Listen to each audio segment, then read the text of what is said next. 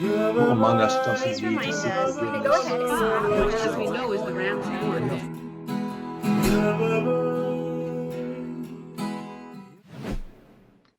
To whom in your life do you most need to say you are sorry to? One of the major themes of Yom Kippur is forgiveness. Slach lanu, mechal lanu, kaper lanu. Oh God, forgive us, pardon us, grant us atonement. Simply put, this time of the year is about opening our hearts and forgiving those who have wronged us in any way. Simple, right? Simple, but not easy. What might seem to be a simple process is actually quite complex. And perhaps our grappling with these complexities in our lives and in our souls is the real work of the Aseret Yemei Teshuvah, these 10 days of repentance.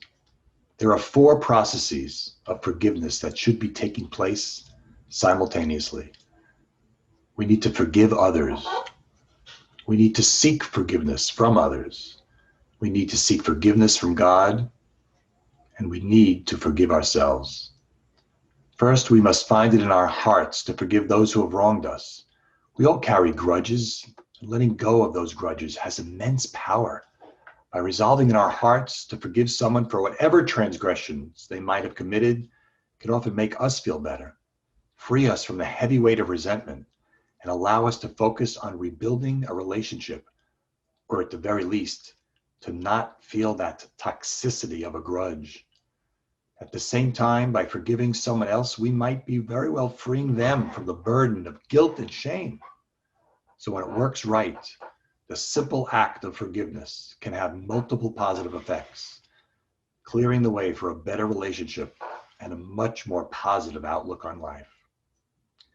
The other side of the coin, of course, is seeking forgiveness from others.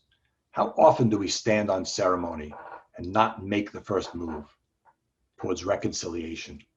We convince ourselves that she started it, or it's his transgression was much worse than mine. Why should I seek forgiveness first? Let him make the first move. True forgiveness and reconciliation is a process, and someone has to get it started. So we should all consider which relationships in our lives need reconciliation. And then perhaps we could ask ourselves if we are big enough or confident enough or forgiving enough to make that first move.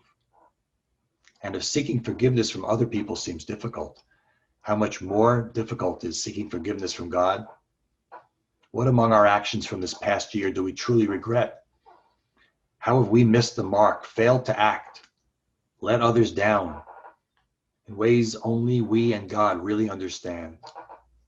For some, we have failed to live up to the standards of Jewish tradition that we thought we had embraced, but for some reason we got lazy or distracted. We might even have lost faith. Tshuva is a gift, but will we accept that gift? Now is the time to seek forgiveness from God, but to resolve to actually follow through with our resolutions to become better Jews and better human beings. And finally, who among us doesn't need to seek forgiveness from ourselves? We are flawed, and often we are our own worst critics. You know what? Give yourself a break. Remind yourself that you are indeed a terrific person. And even though you sin, we all need to give ourselves a break. We all eat things we shouldn't. We say things we shouldn't. We miss opportunities to do real mitzvot. And the list goes on and on.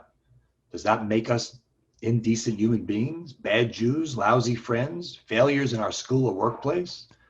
Yom Kippur sets the clock back to zero and allows us a fresh start, giving ourselves the benefit of the doubt, recognizing that we are all essentially good, but in need of some repair.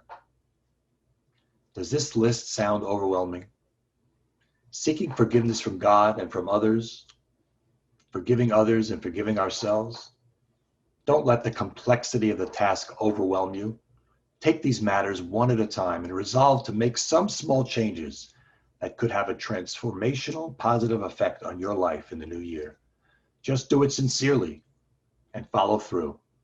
Don't leave your resolutions here in the synagogue or with the rest of your uneaten bagel at a breakfast.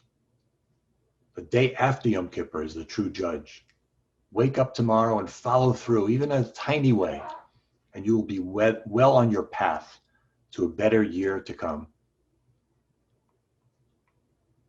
The Rambam, Moses Maimonides, simply states that we are obligated to forgive others and seek forgiveness. But he also states that if someone fails to forgive us after we seek forgiveness 3 times, we become freed of the obligation.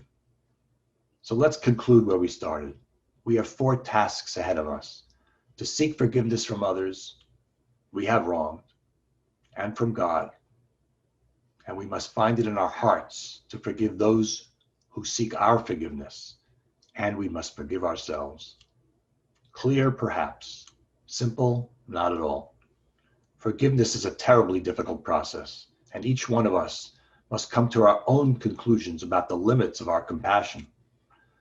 But during our fasting and our prayers, and indeed all throughout the year, let's not forget the importance of resolving conflict and the power within us to let certain things go and to make that first move in repairing relationships.